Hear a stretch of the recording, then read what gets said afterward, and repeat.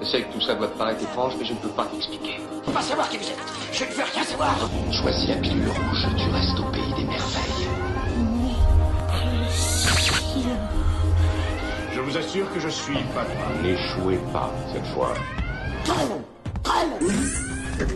Bonjour à tous et bienvenue dans cette nouvelle vidéo Génération Geek. Aujourd'hui je ne serai pas avec vous pour cette découverte, mais vous serez bien sûr en compagnie de Xavier et de Marjorie pour aller voir Étienne, le responsable du magasin Dynamic Games à Alençon, découvrir le rétro gaming. Alors moi j'ai un souvenir d'enfance, c'est la Mega Drive avec Street Fighter. Alors votre mission Xavier, Marjorie, c'est de voir avec Étienne si on peut tester dans la semaine qui vient cette fameuse Mega Drive. Et vous allez jouer je crois aussi au Lego. Bon courage, amusez-vous bien et à bientôt.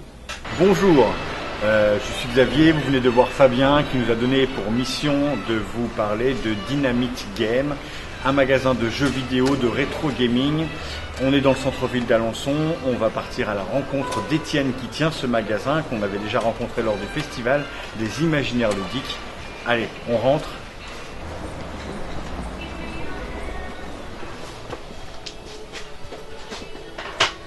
Bonjour Étienne. Bonjour. Vous êtes le gérant du magazine. C'est ça. Du magasin Dynamic Game. C'est ça.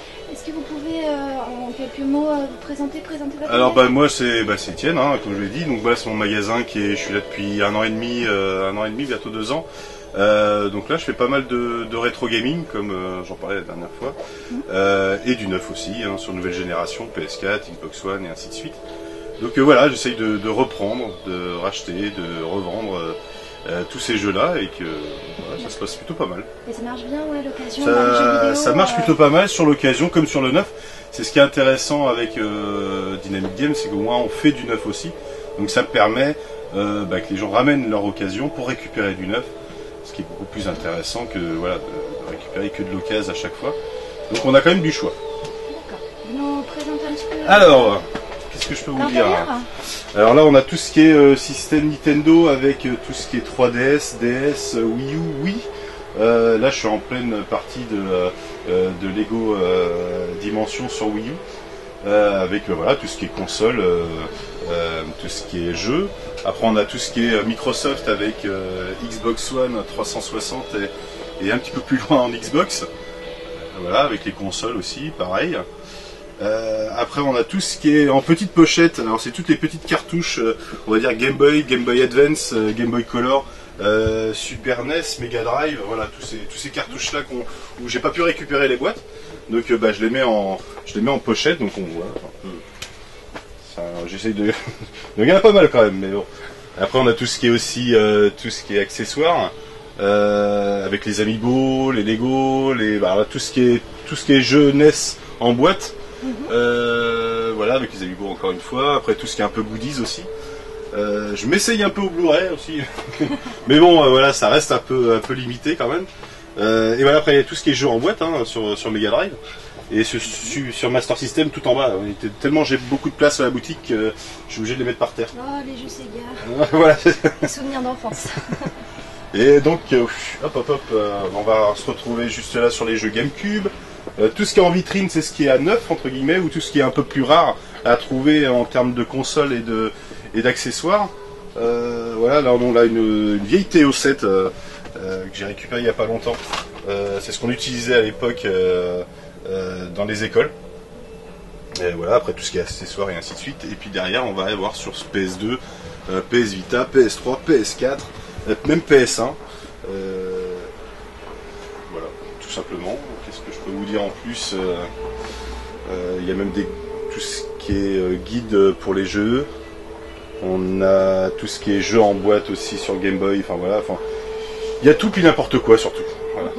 Et donc en ce moment vous êtes en train de faire une partie de Lego Voilà, c'est Dimension. ça, en Lego Dimension. Donc moi je suis un gros fan Lego depuis la sortie sur PS2 de Lego Star Wars. Donc là, c'est pas qu'ils ont perdu la licence de Star Wars, mais c'est que Disney a racheté Star Wars, entre guillemets, la licence. Donc on peut pas avoir Lego Star Wars dans le Lego Dimension. Mais ils ont quand même récupéré pas mal de licences, comme Retour vers le futur, SOS Fantôme, Le Magicien d'Oz, Les Simpsons, et Portal aussi. Donc il y a quand même pas mal de choses à faire. Même si on se sent un peu lésé sur le système où si on veut aller plus loin, si on veut plus de choses, il faut racheter des figurines. Et là, c'est un coût en plus entre 15 et 30 euros. Donc bon, c'est on va dire le petit bémol parce que même on va dire le starter pack entre guillemets, le classique avec juste la plateforme. Vous pouvez venir voir la plateforme juste là, la petite plateforme en classique. Vous avez, alors si j'enlève juste ceux qui avaient, voilà, au tout début c'est ça. Vous avez la plateforme avec 3 figurines. Donc Gandalf du Seigneur des Anneaux, Batman et Cool Tag de la Grande Aventure Lego et la Batmobile.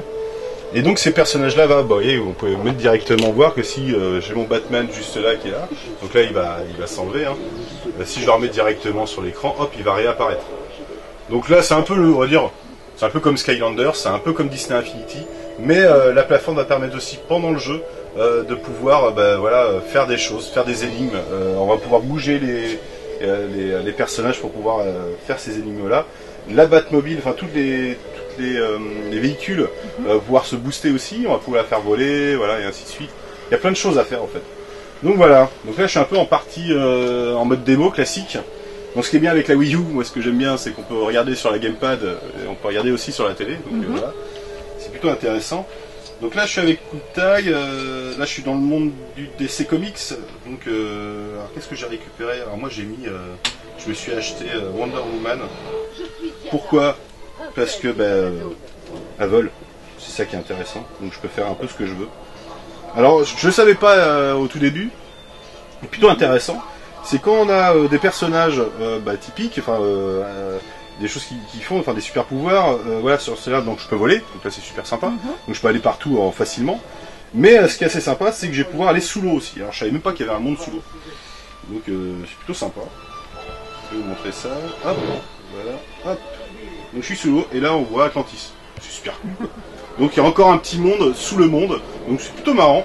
Donc là on est en mode libre sur DC Comics. Alors bien sûr sur le starter pack il y a tout ce qui est monde le monde de Seigneur des Anneaux, bien sûr.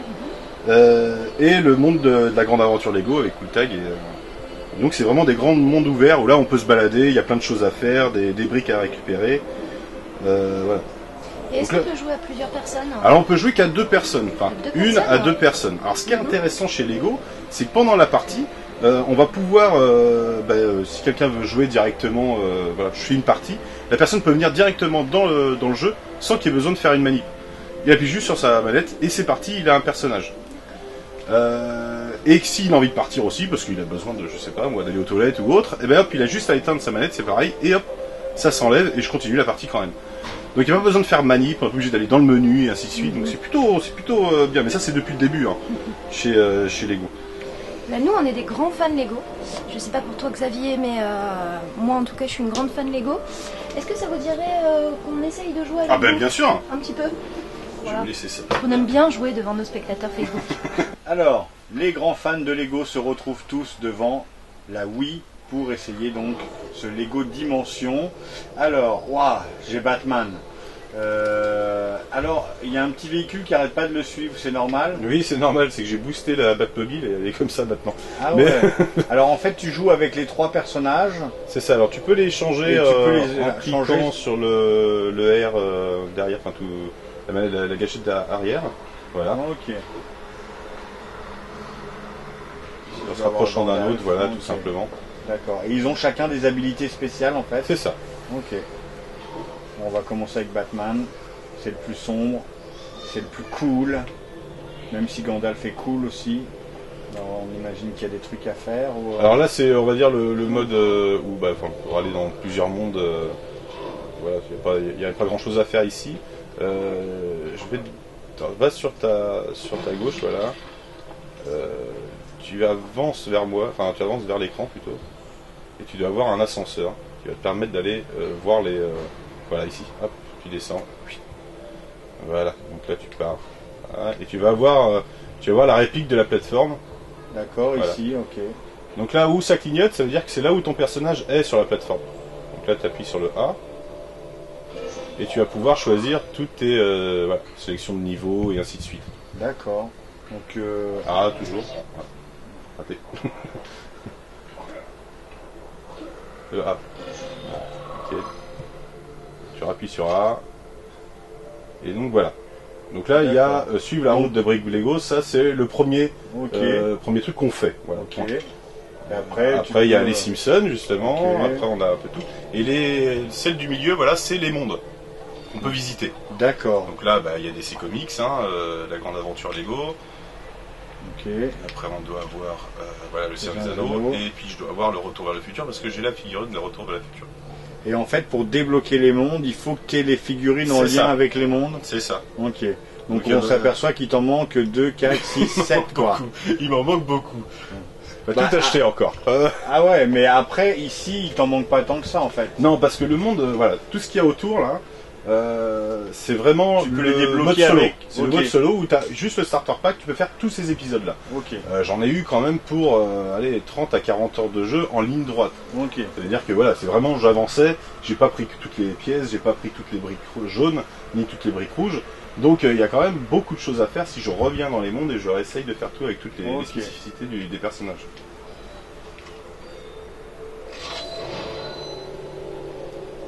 Donc là, tu as choisi, si tu choisis d'aller dans le monde Lego de Seigneur des Anneaux, il faut que tu prennes Gandalf pour y aller. Ouais.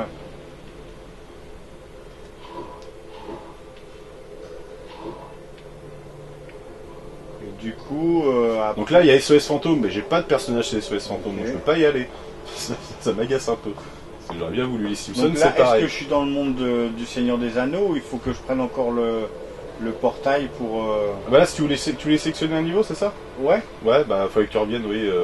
C'est que t'as pas sélectionné, en fait, je pense. Là, si tu veux, tu peux aller dans le monde de Seigneur des Anneaux en allant dedans. Dans la plateforme en sautant, en fait. Voilà. Mais oui, bien sûr.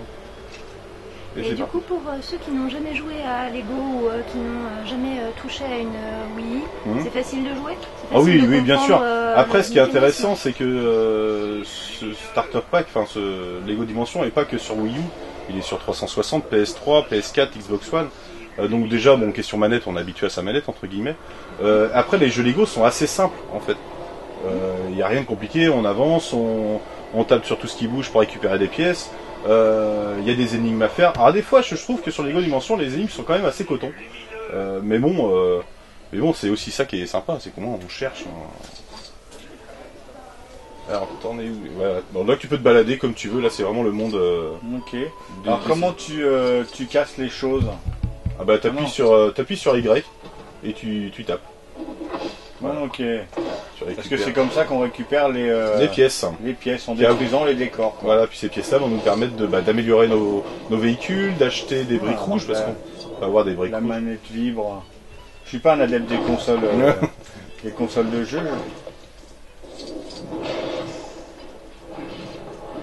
Et Gandalf lance des sorts. Génial. Et il y a la musique. Bah oui, c'est bien. On doit être dans le village du Hobbit parce que c'est la musique du thème du Hobbit. Alors, les mondes sont quand même assez grands. Parce que là, à se balader à pied, il y a tout ce qui est. Il y a le Mordor, il y a tous les elfes. Il y a quand même pas mal de choses. Donc là, il y a une spécificité. Voilà, le celui qui brille, ça veut dire que là, il faut Batman. Parce qu'il a un grappin, lui. Ok. Et donc si tu sélectionnes Batman. Voilà, hop, il va mettre un A, je pense, voilà. Okay. Et là, tu clignotes sur le A à fond. Tu clignotes tout le temps. Voilà. Et on peut rentrer dans la maison du Hobbit. Bon, les maisons sont petites. Hein. C'est vraiment Lego. On connaissait Star Wars, on connaissait le Seigneur des Anneaux. Ils avaient fait un super jeu aussi avec Marvel et tous les super-héros. Et c'est toujours très, très ludique, très rigolo. Les cinématiques sont bien faites. Et puis là, on peut jouer avec tous nos personnages préférés dans un même jeu. DC, Le Seigneur des Anneaux, Ghostbusters et plein d'autres encore. Retour vers le futur. Et surtout, Lego, le film. Donc un jeu à essayer. Est-ce que le coût de revient est élevé ou on peut dire que on va dire que ça vaut le coup. Après... Enfin, ça vaut le coup, oui, ça vaut le coup, parce que bon, c'est pas excessivement cher, parce qu'on a quand même... Pour le nombre d'heures de... On est à quoi, 90 € pour le starter pack, qui d'origine, un jeu neuf, ça va coûter entre 60 et 70. Là, sur ce jeu neuf, on va être à 30 € de plus, on va dire, 30 à 40 € de plus. on a une plateforme, on a des figurines, on a quand même pas mal de monde à faire. Il y a quand même pas mal de choses à faire.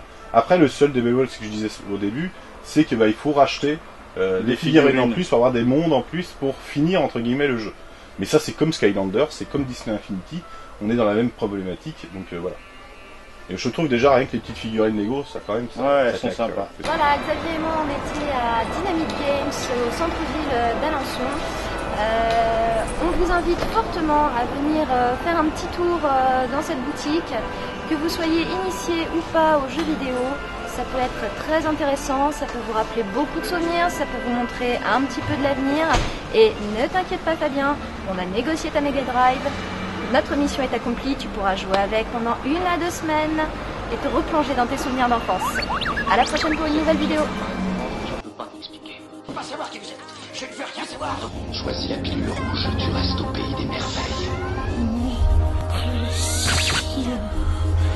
Je vous assure que je suis Batman. N'échouez pas cette fois.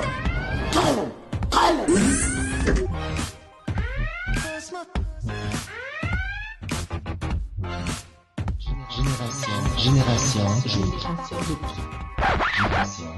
Fuyez, pauvre fou.